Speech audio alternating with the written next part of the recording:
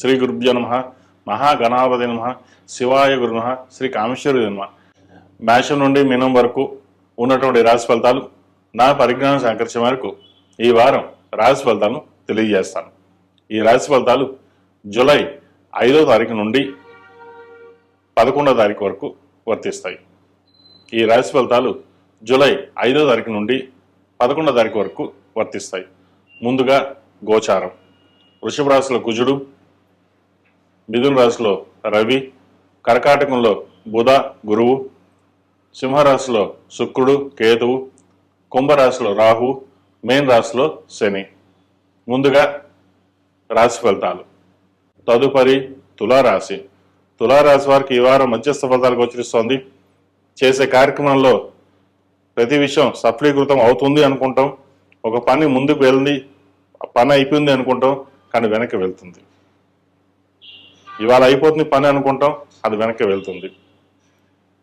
రాశి అధిపతి అష్టమాధిపతి అయిన శుక్రుడు లాభస్థానంలో ఉన్నారు కేతువుతో కలిసి. అంత అనుకూలంగా లేదు. చేసిన పని మళ్ళీ చేయడం, రావాల్సిన డబ్బు చేతికి అందుతుంది అనుకుంటే అది వెనక్కి వెళ్ళిపోవడం, ఇటువంటివి జరుగుతాయి. ఖర్చులు అధికంగా ఉంటుంది. ఏ విధంగా సరే శుభకార్యం నిర్వర్తించాలి, చక్కగా మనం 10 మందిలో హుందాగా ఉండాలనుకుంటారు. కానీ ఎక్కడో చోట మమ్మల్ని ఇబ్బంది పెట్టేవాళ్ళు ఉంటారు. ఫైనాన్స్ పరంగా కొంచెం ఇబ్బందులు ఉండే అవకాశం గోచరిస్తోంది.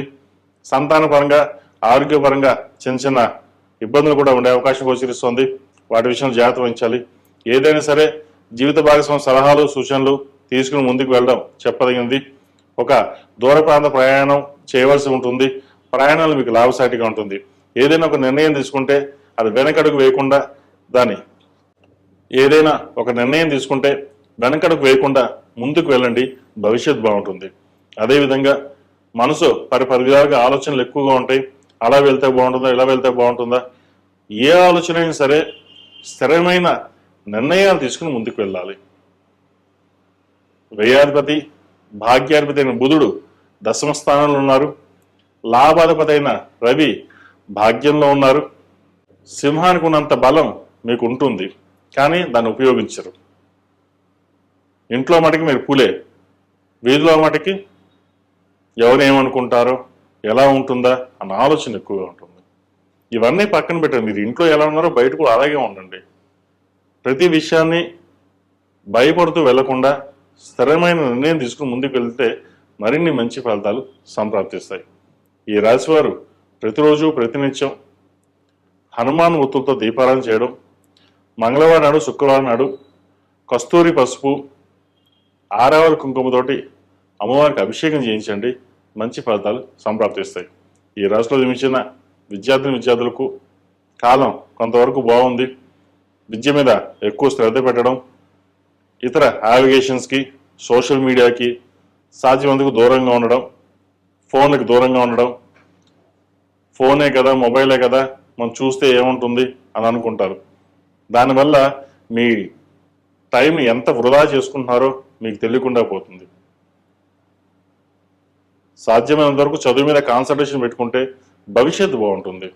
ఏదైనా సరే మనం ఒక స్థాయిని సంపాదించుకోవాలి అనుకుంటారు, కానీ ఎవరో ఏదో చెప్పడం, దాన్ని డైవర్ట్ అవ్వడం, ఇటువంటి జరుగుతుంది.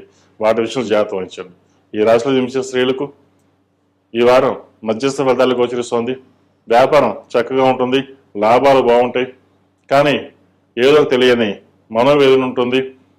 అప్పులు ఎలా తీర్చాలి, డబ్బులు వచ్చిన దానికే సరిపోతుంది. కొత్త వ్యాపారం ఎలా ప్రారంభిస్తే బాగుంటుంది, అది నూతనంగా భాగస్వామి వ్యాపారం చేయాలా లేదా సొంతంగా చేసుకుంటే బాగుంటుందా, ఈ పరిపరి ఆలోచన ఉంటుంది. సొంతంగా వ్యాపారం చేసుకోవడం ఉత్తమమైంది. అయితే ప్రస్తుత కాలంలో మనకి ఉన్న వ్యాపారాన్ని రన్ చేసుకోవడం చెప్పదగినది. ఎక్కువ ఇన్వెస్ట్మెంట్ లేకుండా తక్కువ ఇన్వెస్ట్మెంట్ తోటి ముందుకు వెళ్ళండి. మంచి లాభాలు పొందగలుగుతారు. ఈ రాశిలో జన్మించిన వారికి వివాహం సంబంధించిన విషయ వివరాలు చక్కగా ఉన్నాయి. మంచి సంబంధం కుదురుతుంది. అయితే ఈ సంబంధం చేసుకోవాలా వద్దా, ఈ ఆలోచనలు ఎక్కువగా ఉంటాయి. ఏదైనా సరే జాతక పరిశీలన చేసుకుని ముందుకు వెళ్ళండి. మంచి ఫలితాలు సంప్రాప్తిస్తాయి. ఈ రాశిలో జన్మించిన వారికి కలిసి వచ్చే సంఖ్య 7, కలిసి వచ్చే రంగు డార్క్ బ్లూ. ఏదైనా పని మీద బయటికి వెళ్ళినప్పుడు సోమవారం కానీ శుక్రవారం అడిగిన వెళ్ళండి. మంచి ఫలితాలు సంప్రాప్తిస్తాయి. తదుపరి కుంభరాశి. కుంభరాశి వారికి ఈ వారం మధ్యస్థ ఫలితాలు గోచరిస్తోంది. జన్మరాశిలో రాహు అంత బలంగా లేరు. సప్తమంలో కేతువు శుక్రుడు ఉన్నారు. వివాహ సంబంధించిన విషయాలు వీరికి బాగున్నాయి. మంచి సంబంధం కుదురుతుంది.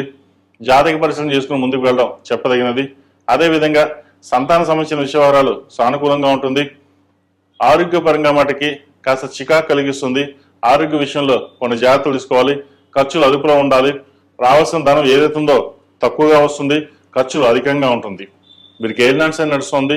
ద్వితీయంలో శని బలంగానే ఉన్నారు. వీరికి రాశ్యాధిపతి వ్యయాధిపతి అయిన శని ద్వితీయంలో ఉన్నారు. అదేవిధంగా లాభాధిపతి ద్వితీయాధిపతి అయిన గురువు 6వ ఉన్నారు. షష్టం గురువు అంత మంచిది కాదు. గురువు ఉచ్చపట్టి ఉన్నప్పటికీ అంత అనుకూలంగా ఉండదు.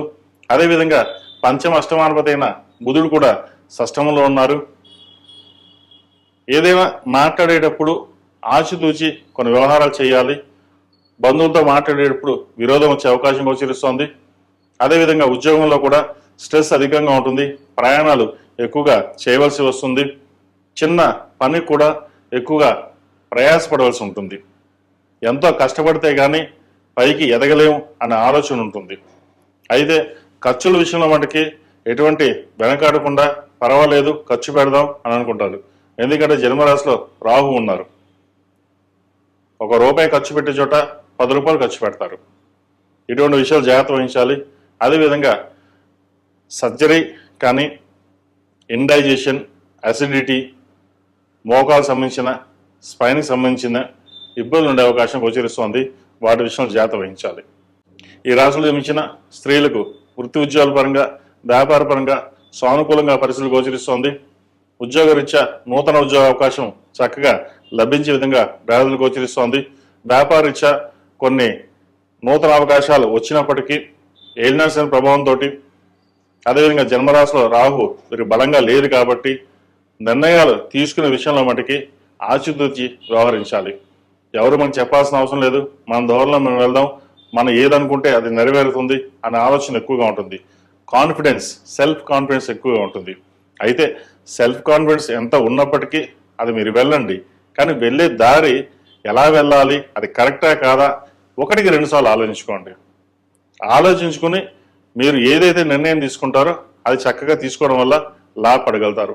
లేకపోతే ఫైనాన్స్ పరంగా నష్టం ఉండే అవకాశం గోచరిస్తోంది. ఈ రాశి వారు ప్రతిరోజు ప్రతినిత్యం ఓం నమస్తే ఒత్తులతోటి జిల్లేడు ఒత్తులతో దీపారాయణ చేయడం చెప్పదగినది. ఇంట్లోనూ ఆఫీస్లోనూ జిల్లేడు హనుమాన్, జిల్లేడు గణపతి పెట్టుకోవడం, చక్కగా పసుపు రాసి బొట్టు పెట్టి ప్రతిరోజు ఒక పువ్వు పెట్టడం చెప్పదగినది. తద్వారా మంచి శుభకార్యాలు అనేది జరుగుతాయి. ఈ రాశిలో జన్మించిన వారికి కలిసి వచ్చే సంఖ్య 9. కలిసి వచ్చే రంగు గ్రే. ఏదైనా పని మీద బయటప్పుడు సోమవారం కానీ శుక్రవారం కానీ వెళ్ళండి. మంచి ఫలితాలు సంప్రాప్తిస్తాయి.